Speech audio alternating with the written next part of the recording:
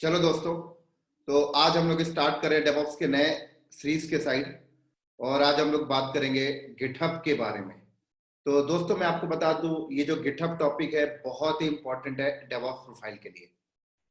तो कोई बंदा अगर बोलता है कि मैं डेवऑप्स प्रोफाइल पे जाना चाहता हूं तो उसके स्किल्स में गिटहब टूल्स होना ही चाहिए। ठीक है। तो हालांकि गिटहब जो है ज्यादा बड़ा टॉपिक तो नहीं है, छोटा सा टॉपिक है, आप इसको 10 घंटे में कंप्लीट कर सकते हो, है ना। लेकिन इसकी इंपॉर्टेंस ही बहुत ज्यादा है डेवऑप्स प्रोफाइल के लिए। तो आज से हम स्टार्ट कर रहे हैं गिटहब के वीडियोस को बनाना। और आज की वीडियो में मैं जो बात करने वाला हूं वो गिटहब को अंडरस्टैंड कराने जाऊंगा आपको कि गिटहब है क्या एक्चुअल में। आपको मैं आज ये चीज बताऊंगा। तो अगर आप गिटहब को समझना चाहते हो बेटर तरीके से, तो अगर आप गिटहब को एक बेटर तरीके से समझना चाहते हो दोस्तों, तो आपको उससे पहले गिट अंडरस्टैंड करना पड़ेगा। और अगर आप गिट को बेटर तरीके से अंडरस्टैंड करना चाहते हो तो आपको उससे पहले वर्जन कंट्रोल सिस्टम आपको पहले समझना पड़ेगा। और अगर आप वर्जन कंट्रोल सिस्टम को समझना चाहते हो तो आपको पहले ये अंडरस्टैंड करना होगा कि वर्जन कंट्रोल सिस्टम नहीं था मार्केट पे। आईटी इंडस्ट्री में वर्जन कंट्रोल सिस्टम नहीं था तो किस टाइप की प्रॉब्लम्स फेस करनी पड़ती थी हमें।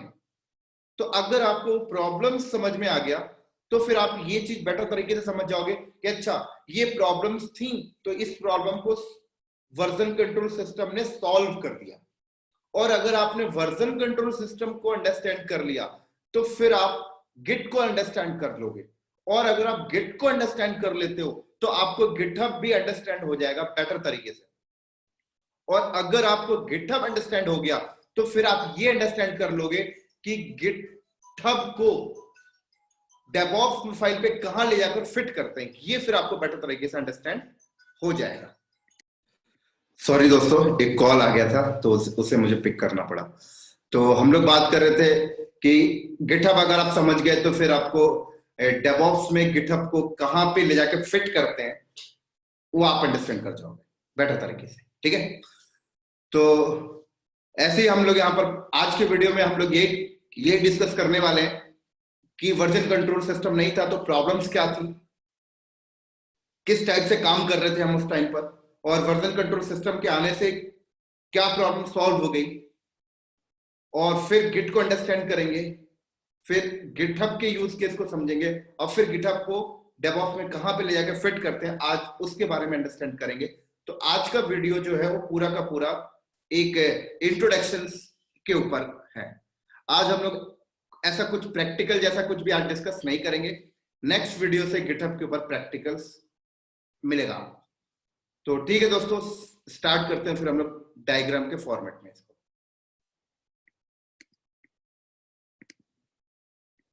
तो ये देखिए,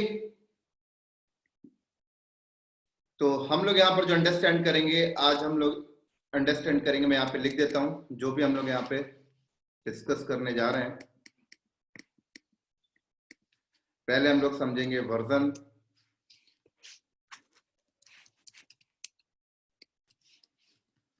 वर्जन कंट्रोल सिस्टम के बारे में समझेंगे।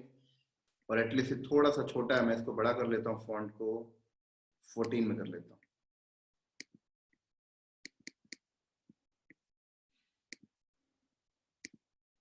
थोड़ा और बड़ा कर लेते हैं। क्लियर। तो आज हम लोग पहले समझेंगे वर्जन कंट्रोल सिस्टम। और वर्जन कंट्रोल सिस्टम को समझने से पहले हम लोग ये समझेंगे कि प्रॉब्लम्स क्या थी। पहले प्रॉब्लम्स कब समझेंगे, यहां पे ले लेता हूं, प्रॉब्लम्स समझेंगे। प्रॉब्लम्स के बाद वर्जन कंट्रोल सिस्टम समझेंगे और उसके बाद गिट समझेंगे। और गिट के बाद हम लोग समझेंगे गिटहब को। तो ये सीरीज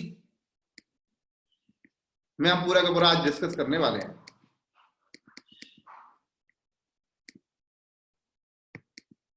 क्लियर। तो चलो स्टार्ट करते हैं फिर हम लोग। तो पहले प्रॉब्लम को समझते हैं। तो दोस्तों प्रॉब्लम्स को समझने के लिए मान लीजिए कि ये आपका एक कंप्यूटर है। क्या है? ये मान लीजिए एक कंप्यूटर है। ठीक है। ये एक कंप्यूटर है आपका। अब क्या हो रहा है कि इस कंप्यूटर में हमने एक फोल्डर बना दिया। मान लीजिए इस कंप्यूटर में क्या किया, हमने एक फोल्डर क्रिएट कर दिया और मैंने इस पे फोल्डर बना दिया, एक कॉमन नाम का मैंने एक फोल्डर बना दिया, ये कॉमन नाम का। इसको भी थोड़ा सा बड़ा कर लेता हूं मैं। ये मैंने क्या किया, ये कंप्यूटर है, इसके अंदर मैंने कॉमन नाम का फोल्डर बनाया और कॉमन नाम के फोल्डर के अंदर मैंने अपनी एक फाइल रख दी। ये जो मैं बता रहा हूं ये प्रॉब्लम्स बता रहा हूं अभी, राइट। मैंने अपनी एक फाइल रख दी और फाइल का नाम जैसे abc.txt है, मान लीजिए मैंने एक फाइल रख दी। अब इस फाइल के अंदर मैं गया और इस फाइल के अंदर मैंने क्या किया, एक लाइन लिख दी मैंने इस फाइल के अंदर जाके, और लाइन यहां पर क्या है, हेलो इंडिया। ठीक है, मैंने एक लाइन लिख दी यहां पर इस फाइल के अंदर, हेलो इंडिया। ये क्या लिख दी मैंने यहां पर, एक हेलो इंडिया लाइन लिख दी। अब abc.txt फाइल के अंदर क्या लाइन लिखी है, हेलो इंडिया। अब कल को या कुछ दिन के बाद मैं एबीसी वाली फाइल को ओपन किया, क्या किया मैंने, एबीसी वाली फाइल को मैंने यहां पर ओपन किया, तो देखिए ये एबीसी नाम की मेरी फाइल थी, इस फाइल के अंदर मैंने हेलो इंडिया लाइन को लिखा है। अब क्या हुआ कि कुछ दिन के बाद मैंने एबीसी वाली फाइल को ओपन किया और एबीसी वाली फाइल को ओपन करके मैंने हेलो इंडिया की जगह क्या लिख दिया, मैंने यहां पर लिख दिया हेलो एजोर, ये लिख दिया। ठीक है, तो कोई बात नहीं, मैंने एबीसी फाइल के अंदर के कंटेंट को मैंने चेंज कर दिया, है ना। अब दिक्कत क्या आएगी मेरे पास यहाँ पर, अब दोस्तों मेरे पास यहाँ पर दिक्कत क्या आने वाली पता है, कुछ दिन के बाद मुझे पुराना वाला कंटेंट की जरूरत पड़ गई। मतलब कुछ दिन निकल गए और एक हफ्ते दो हफ्ते के बाद मुझे याद आया कि एबीसी फाइल के अंदर जो पुराना कंटेंट था हेलो इंडिया, मुझे उसकी जरूरत है। तो अब क्या होगा दोस्तों, क्या वो मिलेगी आपको, नहीं मिलेगी। तो अगर मुझे वो पुराना कंटेंट मिल जाए तो मुझे पहले क्या करना चाहिए था। मैं चाहता हूं कि अगर मैं फ्यूचर में पुराने कंटेंट को भी ले लूं, रिस्टोर कर लूं, तो मैं यहां पर ऐसा क्या कर दूं कि मुझे पुराना कंटेंट भी मिल जाए फ्यूचर में कभी। तो उसका एक ही सोल्यूशन था उस टाइम पर, और सोल्यूशन ये था कि भाई तूने जब एबीसी फाइल बनाई थी उसके अंदर जो तूने कंटेंट लिखा था वो बढ़िया था, कोई बात नहीं, लेकिन अब तू जब भी उस एबीसी फाइल के अंदर जाकर उसके कंटेंट को अगर तू चेंज करता है ना, तो चेंज करने से पहले तू एक काम कर ले। चेंज करने से पहले काम क्या कर ले तू, सोल्यूशन क्या था कि चेंज करने से पहले तो एक काम कर ले, और वो काम यहां पर क्या था कि तो उस एबीसी नाम की जो फाइल है, क्या है, एक मिनट,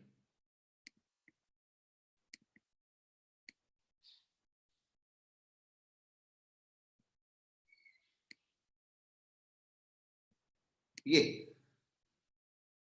तो जब भी एबीसी नाम के फाइल के कंटेंट को चेंज करने जाता है ना, तो चेंज करने से पहले तो एक काम कर, इस फाइल को ना किसी दूसरे लोकेशन में कॉपी करके रख ले और फिर उसके बाद तू चेंज कर। तो ये एबीसी नाम की फाइल को मैं क्या करता हूं, मैं कॉपी करके किसी दूसरे लोकेशन में उसको मैंने रख लिया, जैसे इस लोकेशन में रख लिया, और कॉपी करके जब मैं रख रहा हूं तो यहां पर मैं नाम दे दिया जैसे abc.txt और डेट ऐसे सेट कर दो। आज जैसे 28 तारीख है तो मैंने लिख दिया भाई, यहाँ पे डाल दिया मैंने 28 2020, और कितना बज रहा है, 11:08 हो रहा है सुबह के, ये लो। तो जब भी तू इस फाइल के कंटेंट को चेंज करने जाता है तो चेंज करने से पहले एबीसी नाम की फाइल की एक कॉपी रख ले कि तू किसी दूसरे लोकेशन में ऐसे डेट एंड टाइम देकर, और फिर तू उस पर चेंज कर ले। तो फिर तू अगर उस पर चेंज करता है और फ्यूचर में तुझे ऐसा लगता है कि नहीं यार मुझे पुराना वाला कंटेंट चाहिए था, तो ठीक है भाई, ये वाली फाइल में तो पुराना वाला पड़ा हुआ है, तो यहां से रिस्टोर कर लियो।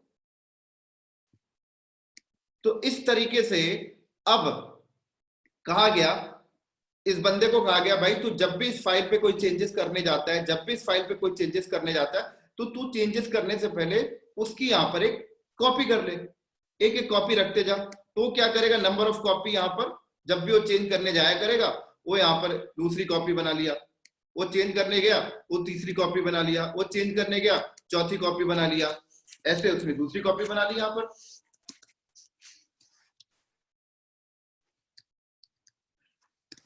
अगले दिन चेंज कर रहा है तो उसने अगले डेट के हिसाब से अगली कॉपी बना ली उसने, ये देखो। तो इस तरीके से उससे बोला गया भाई तू जब भी चेंज करने जाता है तो तू उसको सीपी कमांड से, या विंडो है तो कॉपी करके तू किसी दूसरे लोकेशन में से कॉपी बना के रख ले। तो इस तरीके से काम हो रहा था भाई पहले। तो यहां पर देखो उसी फाइल की डेट एंड टाइम के हिसाब से पड़ा हुआ है यहाँ पर।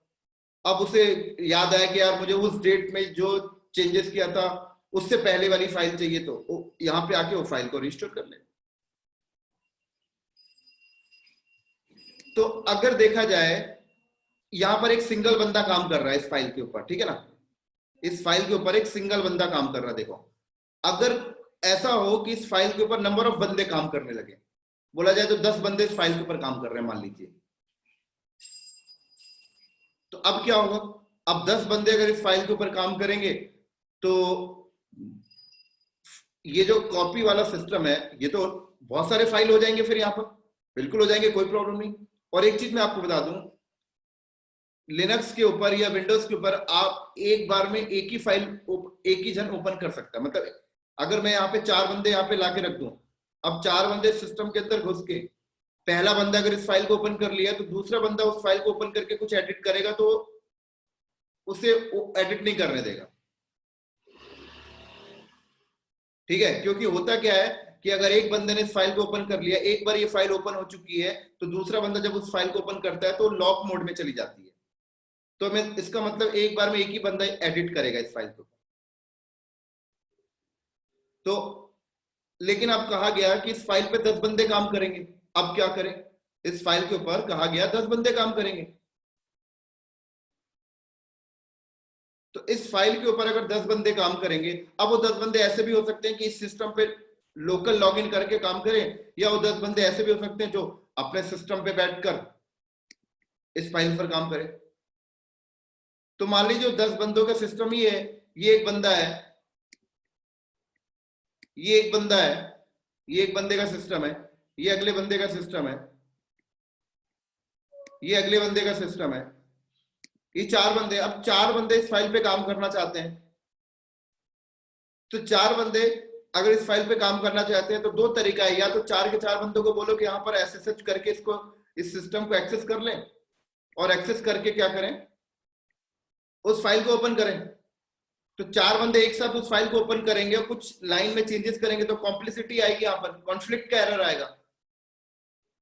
तो इसका सोल्यूशन क्या निकाला गया उस टाइम पर, उस टाइम पर इसका सोल्यूशन ये निकाला गया कि 4 बंदे इस फाइल पे काम करना चाहते हैं, अच्छी बात है, 4 के 4 बंदों को बोलिए कि अपने सिस्टम से बैठ के ना इस फाइल को डाउनलोड कर लें। पहले क्या कर लें, अपने सिस्टम से बैठकर क्या कर लें, डाउनलोड कर लें।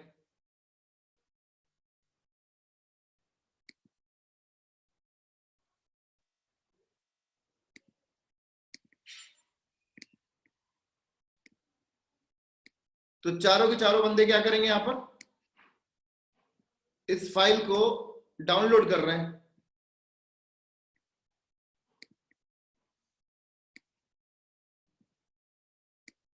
ये लीजिए,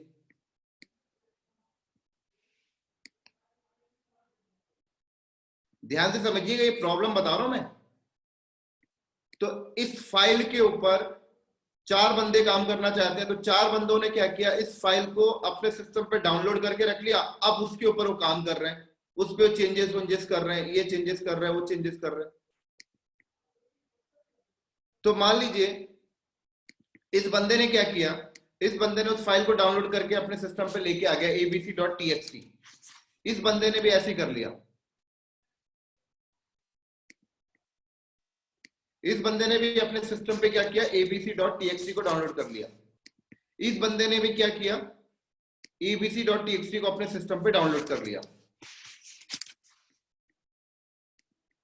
और इस बंदे ने भी क्या किया, abc.txt को अपने सिस्टम पे डाउनलोड कर लिया।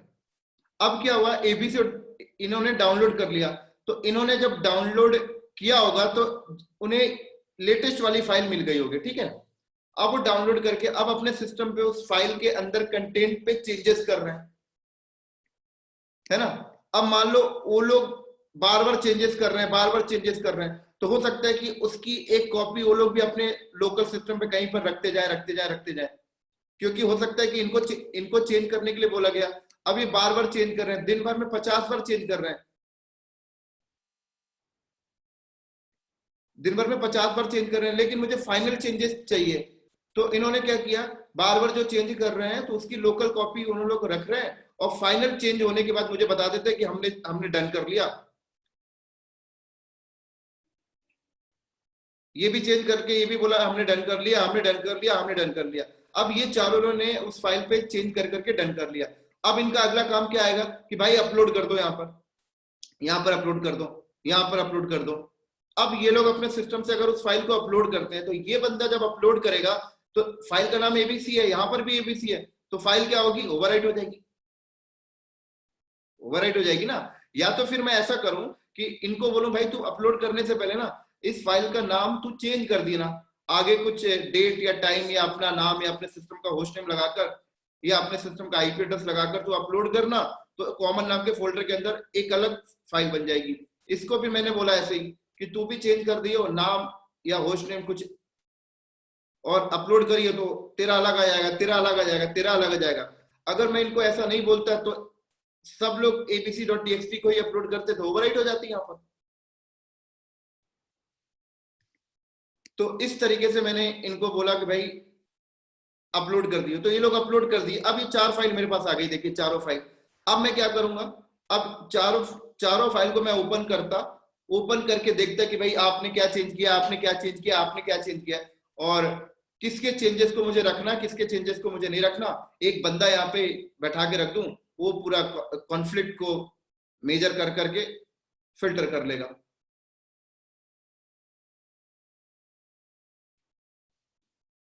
क्लियर।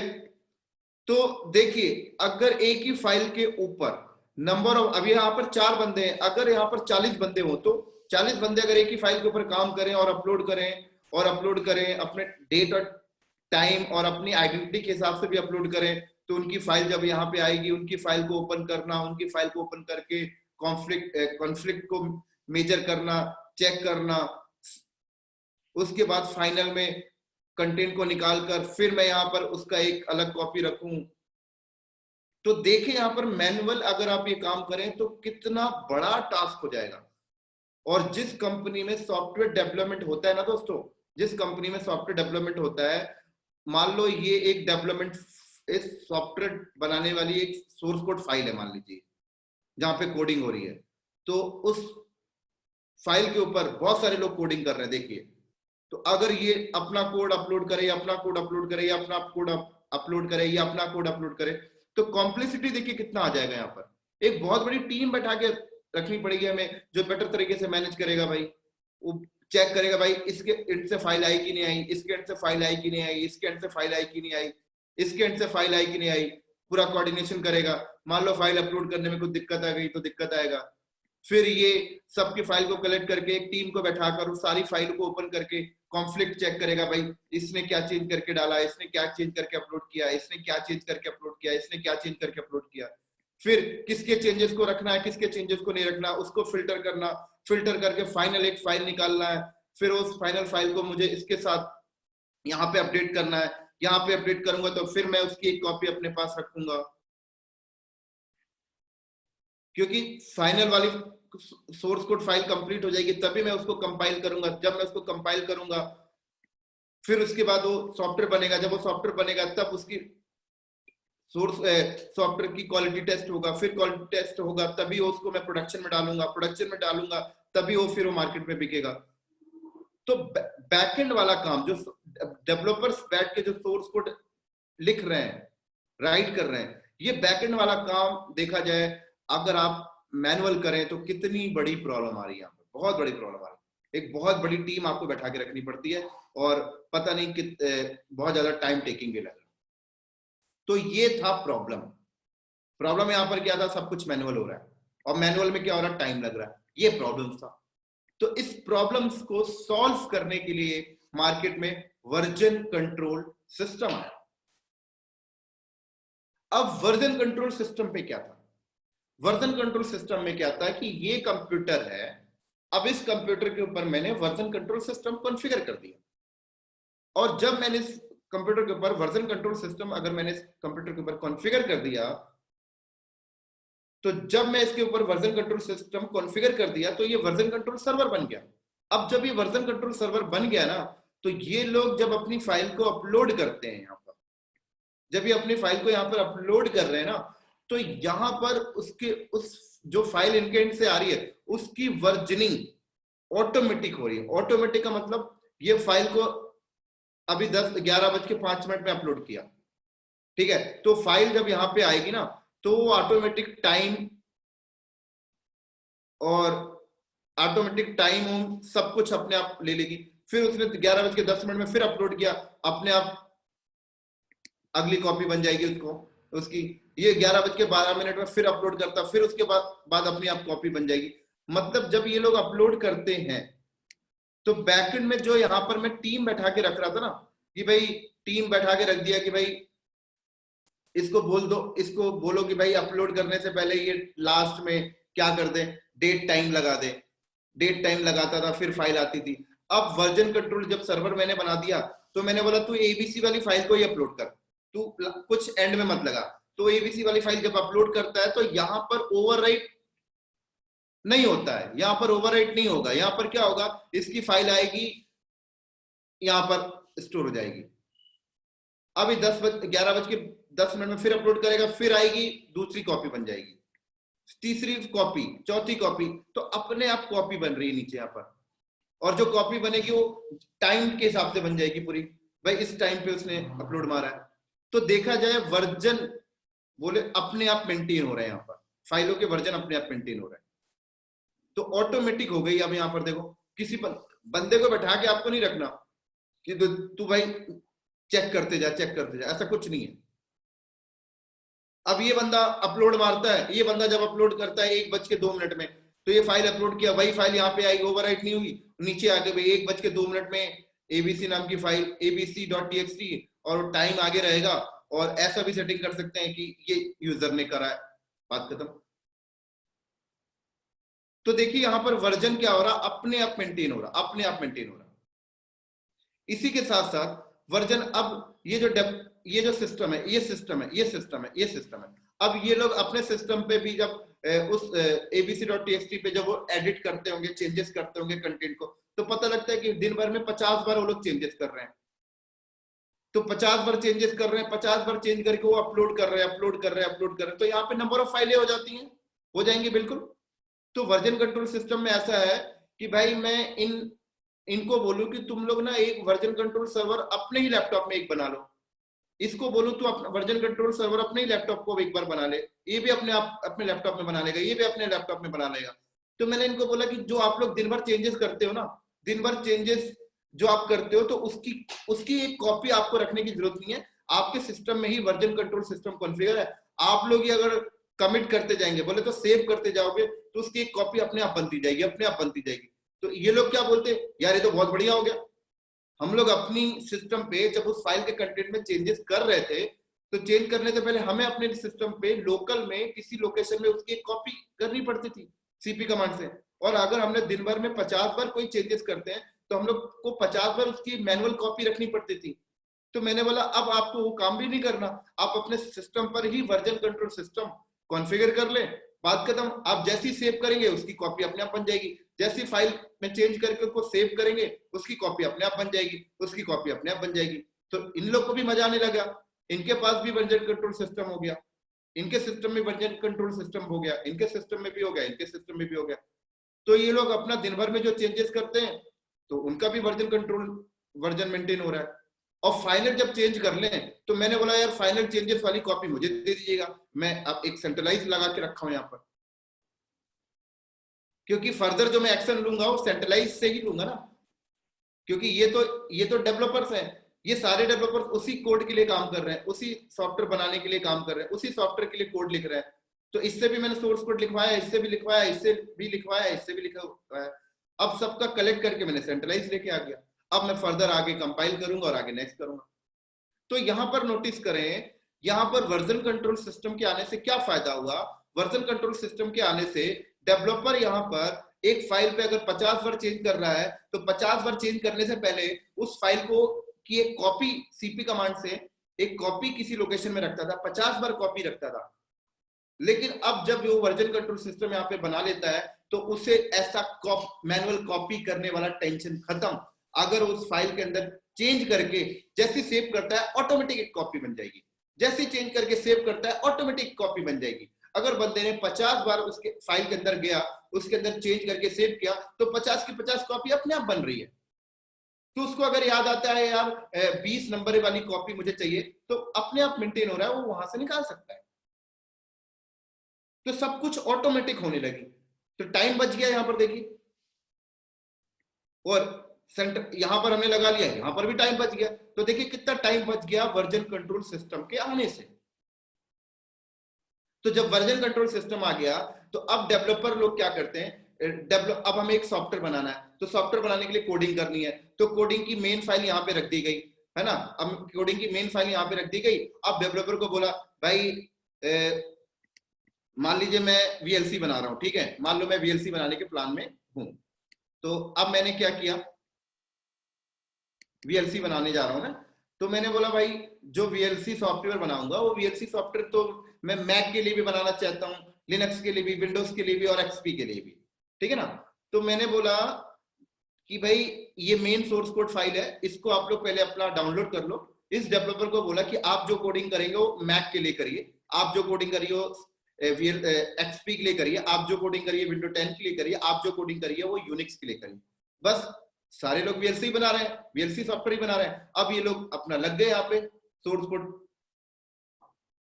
राइट करना। अब लोग सोर्स कोड राइट करते हैं, चेंज करते हैं, तो एक चेंज करके को सेव करते हैं, वो वर्जन इनका मेंटेन हो रहा है, इनका मेंटेन हो रहा है, इनका मेंटेन हो रहा है। और मैंने बोला फाइनल जब हो जाए मुझे अपलोड कर दीजिए यहाँ पे। तो एवरी डे ये लोग फाइनल कॉपी मुझे दे देते हैं, एवरी डे फाइनल कॉपी मुझे दे देते हैं, एवरी डे फाइनल कॉपी मुझे देते हैं, एवरी डे फाइनल कॉपी ये भी मुझे दे रहा। अब जरूरी थोड़ी कि एक दिन में वीएलसी में बनाकर दे दूंगा, हो सकता है कि 1 साल लग गया मुझे वीएलसी बनाने में, 1 साल तक इन्होंने कोडिंग की, तो 1 साल में 365 दिन होते हैं, तो 365 कॉपी ये लोग मुझे देंगे, तो मुझे यहाँ पर मेंटेन करना पड़ेगा ना। तो अगर वर्जन कंट्रोल सिस्टम नहीं है तो मैं सब कुछ मैनुअल करूंगा, वर्जन कंट्रोल सिस्टम है तो ये लोग जब अपलोड कर रहे हैं तो हर डे के हिसाब से उसकी कॉपी बनती जाती है। तो ये फायदा होता है वर्जन कंट्रोल सिस्टम के आने से। अब वर्जन कंट्रोल सिस्टम बनाएंगे कैसे, तो वर्जन कंट्रोल सिस्टम बनाना है तो आपको गिट इंस्टॉल करना पड़ेगा। तो यहां पर जब आप गिट इंस्टॉल करेंगे, यहां पर गिट इंस्टॉल करेंगे, यहां पर गिट इंस्टॉल करेंगे, तभी जाकर ये वर्जन कंट्रोल सर्वर बनेगा। और गिट इंस्टॉल नहीं करोगे तो वर्जन कंट्रोल सिस्टम सर्वर ही नहीं बनेगा। तो इसलिए कहा जाता है कि भाई अब डेवलपर थोड़ी इसको बनाएगा वर्जन कंट्रोल सर्वर, डेवलपर को थोड़ी आता है वर्जन कंट्रोल सिस्टम कैसे कॉन्फ़िगर होगा, कैसे सेटअप होगा। डेवलपर को तो सिर्फ कोड राइट करना आता है, वो कोड राइट करके सेव करेगा। अगर कोड राइट करके वो सेव करता है और उस ऑटोमेटिक उसकी वर्जनिंग नहीं हो रही है तो फिर बोलेगा यार ये क्या है, मतलब मेरा सिस्टम तो वर्जन कंट्रोल सर्वर है ही नहीं, वो तो यही बोलेगा। तो इसीलिए कंपनी कहती है कि एक गिट इंजीनियर हायर कर लीजिए जो क्या करेगा, डेवलपर के सिस्टम में वर्जन कंट्रोल सिस्टम कॉन्फ़िगर कर दिया करेगा, यहां पे कॉन्फ़िगर कर दिया करेगा, पूरा मेंटेन मैनेज करता रहेगा। अब इसी तरीके से अब मार्केट में गिट आ गया, तो अब ऐसे ही आपने देखिए वर्जन कंट्रोल सिस्टम भी आपको मैंने समझा दिया और गिट भी समझा दिया। गिट क्या है, version control system, version control server बनाने के लिए एक टूल है गिट, एक सॉफ्टवेयर आप बोल लीजिए कि गिट सॉफ्टवेयर के थ्रू आप किसी भी सिस्टम को वर्जन कंट्रोल सर्वर बना सकते हो, वर्जन कंट्रोल सिस्टम बना सकते हो। क्लियर। अब बात आती है कि अब गिटहब क्यों आया, अब गिटहब क्यों आया, जब गिट से सब कुछ काम चल रहा है तो गिटहब क्यों आया, तो मैं आपको समझाता हूं। देखिए गिट जो है ना, वो गिट जो मार्केट में लेके आया ना, वो लिनक्स टूलबार्ड ने लेके आया। कौन लेके आया, तो अब बात करते हैं भाई गिट किसने लेके आया। तो पता है क्या था कि मार्केट में लिनस टोरवाल्ड्स ने जब लिनस कर्नल बनाया था ना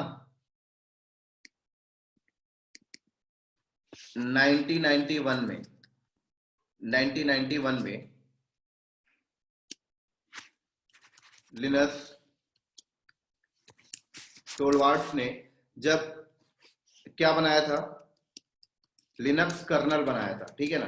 तो जब इसने लिनक्स कर्नल बनाया था तो कर्नल ओपन सोर्स था, तो उसके ऊपर बहुत सारे डेवलपर काम कर रहे थे। तो अब बहुत सारे डेवलपर एक ही फाइल में काम कर रहे थे, तो उन्हें वर्जन कंट्रोल चाहिए था। तो उस टाइम पर लिनक्स टूलबार लोग जो है वो bit keeper version control system पे यूज कर रहे थे, बिट कीपर। लेकिन कुछ सालों के बाद बिट कीपर ने अपना वर्जन कंट्रोल हटा लिया, मतलब इनको दिया नहीं, कुछ मनी की वजह से दिक्कत आई उनको, तो उसने हटा लिया। तो अब लिनक्स टूलबार ने बोला यार वर्जन कंट्रोल के लिए अब हम क्या करें, क्या मैनुअल पे आ जाए। तो लिनक्स टूलबार ने फिर क्या किया, फिर लिनक्स टूलबार ने गिट बनाया। तो गिट जो है वो किसने डेवलपमेंट किया है, लिनक्स टूलबार ने। और फिर लिनक्स टूलबार ने गिट बनाया और गिट को भी ओपन सोर्स रख दिया। तो गिट बनाया, तो गिट क्या है, वर्जन कंट्रोल सिस्टम है, और लिनक्स टोरवाल्ड्स ने इसको क्या कर दिया, ओपन सोर्स रख दिया। लेकिन गिट ओपन सोर्स हो गया, तो ओपन सोर्स का मतलब पता ही है, कोई भी इसको यूज कर सकता है। तो लेकिन गिट पूरा का पूरा कमांड लाइन था, ग्राफिकल नहीं था। सब कुछ कमांड लाइन होता था, सब कुछ कमांड लाइन, कोई ग्राफिकल था ही नहीं यहां पर, सब कमांड लाइन हो रहा था। तो जब सब कुछ कमांड लाइन हो रहा था तो थोड़ा सा डिफिकल्ट होती थी यार कमांडो को बेस पे चलाने पे। तो उसके बाद जब ये ओपन सोर्स था, तो गिटहब नाम की जो एक ऑर्गेनाइजेशन है, गिटहब नाम की ऑर्गेनाइजेशन ने गिट को ले लिया, ओपन सोर्स था, फ्री था, ले लिया, और उसके ऊपर एक्स्ट्रा कोडिंग करके उसको ग्राफिकल में कन्वर्ट कर दिया, उसको ग्राफिकल में कन्वर्ट कर दिया और वेब बेस बना दिया। तो गिट और गिटहब में कुछ नहीं है, गिटहब जो है वो गिट का एडवांस वर्जन है, उसको पूरा का पूरा ग्राफिकल में बना दिया। तो ग्राफिकली मैनेज करने में लोगों को बेटर तरीके से अंडरस्टैंड होने लगा। इसी तरीके से गिटहब ने आपको एक चीज और बोला, गिटहब ने आपसे एक बात और बोली कि अगर किसी को वर्जन कंट्रोल सर्वर चाहिए, अगर किसी को वर्जन कंट्रोल सर्वर चाहिए तो वो मेरे से ले ले। गिटहब ने बोला, कहा कि मेरा वेब बेस्ड इंटरफेस है, जैसे आप एडब्ल्यूएस आपको बोलता है ना कि आपको डेटा सेंटर चाहिए तो मेरे से ले लो, मैंने पीछे पूरा हार्डवेयर सेटअप कर रखा है। एजोर कहता है ना कि मेरे से आपको डेटा सेंटर बनाना है तो आप अपना फिजिकल मत बनाइए, मेरे से ले लीजिए, मैंने सब कुछ बना के रखा है। तो ऐसे गिटहब कहता है कि आपको वर्जन कंट्रोल सिस्टम चाहिए ना, तो आप अपना वर्जन कंट्रोल सिस्टम आप अपना मत बनाइए, आप मेरे से ले लीजिए, मेरा वेब बेस्ड इंटरफेस है। तो मैं दोनों टाइप, मैं आपको प्राइवेट भी दे सकता हूं, पब्लिक भी दे सकता हूं। हाँ, प्राइवेट लेंगे तो उसका कुछ चार्ज होता है, तो वो लोग आपको चार्ज करते हैं, तो कोई बात नहीं।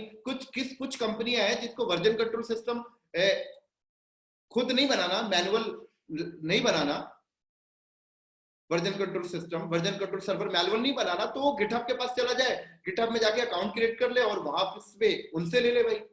तो कई कंपनियां लेती हैं, तो कई कंपनियां ऐसा भी करती हैं कि गिट भी यूज करती हैं, गिटहब भी यूज करती हैं। तो कंपनियां क्या करती हैं पता है, ये जैसे सेंट्रलाइज है, अब कंपनी क्या करेगी, सेंट्रलाइज के लिए गिटहब रख लेगी और डेवलपर के सिस्टम पे लोकल के लिए गिट रख लेते हैं। लो भाई, दोनों चला रही कंपनी, तो लोकल वर्जनिंग के लिए गिट हो गया और सेंट्रलाइज के लिए गिटहब हो गया, तो दोनों ही यूज होते हैं। तो हम अपने टॉपिक में गिट और गिटहब दोनों डिस्कस करेंगे।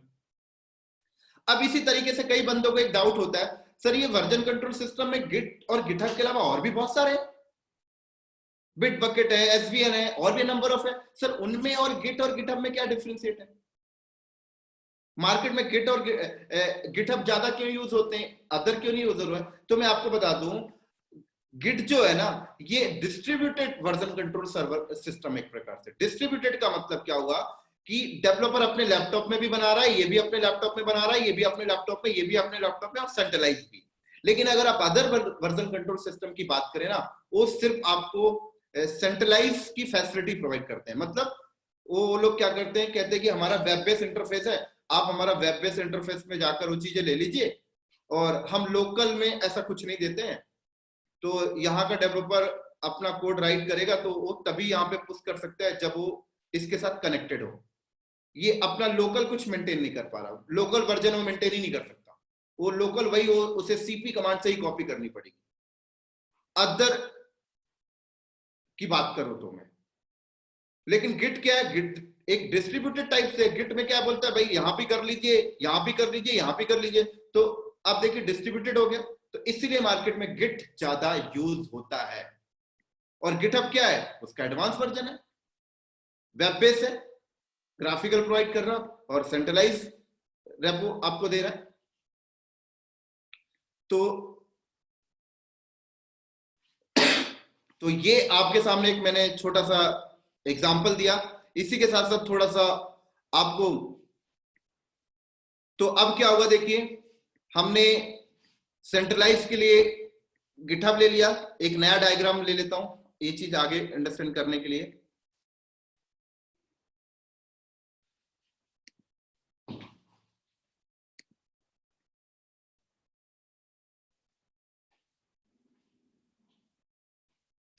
नया पेज, ठीक है। तो अब क्या होता है कंपनी के अंदर, अब कंपनी के अंदर जैसे कि मान लो मुझे एक सॉफ्टवेयर डेवलपमेंट करना है, ठीक है। मान लीजिए मैं एक ऐप बना रहा हूं, है ना, जैसे पेटीएम ऐप है, गूगल पे ऐप है, तो मान लीजिए मैं एक ऐप बना रहा हूं माई पे नाम का। तो अब मुझे माई पे ऐप बनाना है, तो मुझे डेवलपर रखना है। तो मैंने क्या किया, ये देखो डेवलपर्स मैंने हायर कर लिए, ये मैंने यहाँ पे नंबर ऑफ डेवलपर्स हायर कर लिया।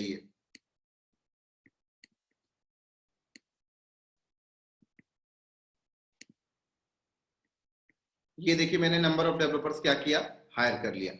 अब ये डेवलपर्स मैंने हायर कर लिया, अब मैंने बोला डेवलपर्स को कोडिंग करनी है, ठीक है ना। तो अब डेवलपर्स को कोडिंग करनी है, अब 4 डेवलपर्स एक ही एप्स को बनाने के लिए काम कर रहे हैं। तो मैं क्या करूंगा, मैं यहाँ पर गिटहब पे गया और गिटहब पे जाके एक अकाउंट बना लिया। ये मेरा मान लीजिए गिटहब है, ठीक है।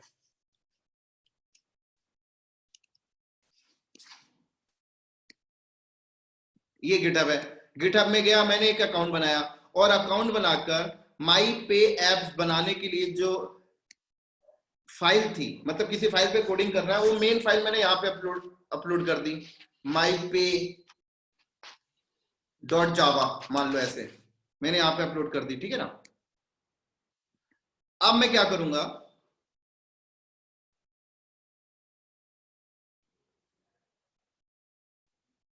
अब मैंने क्या किया, मैंने चारों डेवलपर को बोला कि भाई आप लोग एक काम करिए, अपने सिस्टम से ना ये वाली फाइल अपलोड कर लीजिए। तो ये अपने सिस्टम से बैठ के क्या करेगा, यहां से फाइल को पुल कर लेगा, ठीक है ना। ये चारों चारों ने क्या किया, यहां से फाइल पुल कर ली।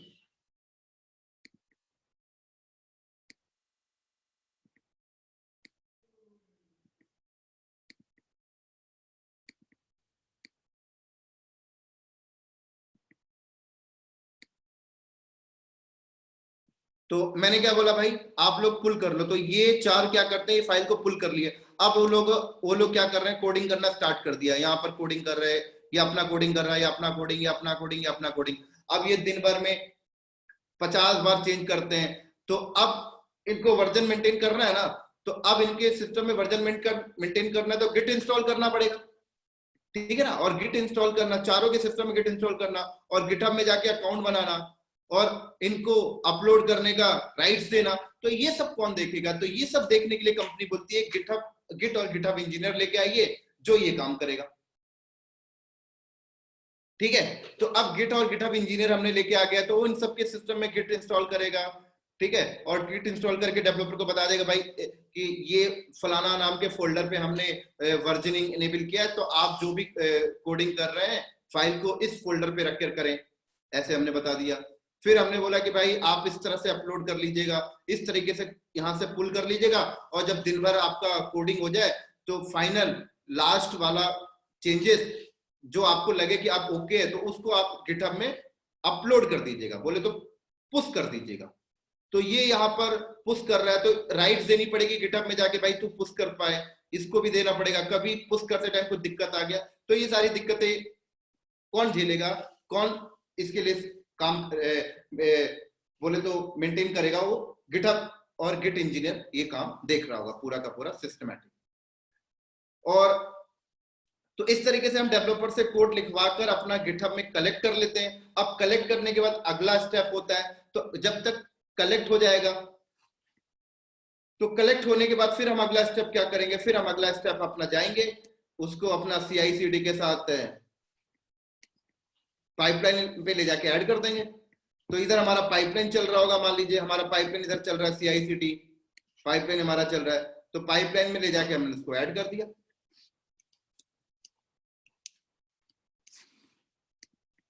तो अब गिटहब को पाइपलाइन के साथ इंटीग्रेट कराना, तो अब ये कौन काम करेगा, ये काम भाई गिटहब का इंजीनियर करेगा ये काम इंटीग्रेशन।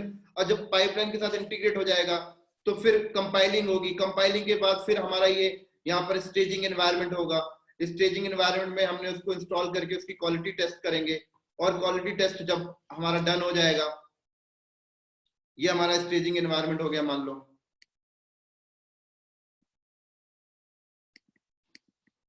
एक मिनट,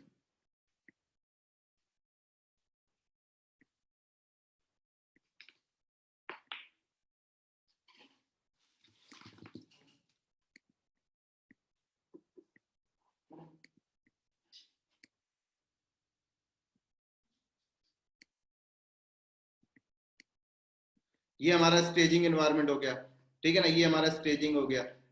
अब ये स्टेजिंग में डालेंगे, स्टेजिंग के बाद फिर ये आगे वाला एनवायरनमेंट हमारा प्रोडक्शन हो गया, ये हमारा प्रोडक्शन हो गया, फिर प्रोडक्शन में डालेंगे। तो अभी ये मोटा मोटी मैं आपको बता रहा हूँ, ये प्रोडक्शन हो गया, ये स्टेजिंग हो गया। तो सबसे पहला रोल तो यही आने वाला है ना भाई, कोडिंग का। तो डेवलपर अपना कोडिंग करता रहेगा, लेकिन उसका वर्जन मेंटेन करना, वर्जन में कोई दिक्कत ना आए, कोड जब गिटहब में पुश करे तो कोई दिक्कत ना आए, गिटहब को CI/CD के साथ इंटीग्रेशन करवाना, ये सब काम कौन करेगा, गिट और गिटहब इंजीनियर करेगा। तो डेवऑप्स प्रोफाइल के अंदर गिट और गिटहब इंजीनियर ये वाला पोर्शन संभाल कर चल रहा होता है कंपनी का। ये वाला पूरा का पूरा पोर्शन कौन संभालता है दोस्तों, सॉरी, ये वाला जो पोर्शन है पूरा गिट और गिटहब इंजीनियर संभाल रहा होता है। तो इस तरीके से दोस्तों बहुत ही इंपॉर्टेंट पार्ट होता है डेवऑप्स प्रोफाइल पर ये। तो इस तरीके से हम नेक्स्ट क्लास में इसकी लैब स्टार्ट करेंगे, तो देखेंगे भाई गिट कैसे इंस्टॉल करते हैं, विंडोज के सिस्टम में कैसे इंस्टॉल करते हैं, लिनक्स पे कैसे करते हैं, कैसे वर्जन मेंटेन करते हैं, कैसे सेव करते हैं, कैसे कमिट करते हैं, कैसे कॉन्फ्लिक्ट को कैसे रिजॉल्व करते हैं, कैसे पुश करते हैं, एक्सेस कैसे किसी को देते हैं, पुल कैसे करते हैं, गिटहब को कैसे CI/CD के साथ इंटीग्रेट किया जाता है, ये सारी चीजें हम डिस्कस करने वाले हैं। और जब ये हमारा पोर्शन कंप्लीट हो जाएगा तो फिर हम CI/CD जेनकिंस पे आ जाएंगे, राइट, नेक्स्ट सीरीज के साइड। तो ठीक है दोस्तों, आई होप ये गिट और गिटहब के ऊपर जो इंट्रोडक्शन आपको समझ में आया होगा, और अगर ये आपको अंडरस्टैंड हुआ है तो क्लाउड नॉलेज चैनल को आप सब्सक्राइब करें और वीडियो को शेयर करें अपने दोस्तों को, अपने कलीग को। तो ठीक है दोस्तों, गिट और गिटहब के ऊपर नेक्स्ट वीडियो में मिलते हैं बहुत ही जल्दी लैब के साथ। तो अगले वीडियो में प्रैक्टिकल हम स्टार्ट करने वाले हैं। चलो दोस्तों, बाय बाय।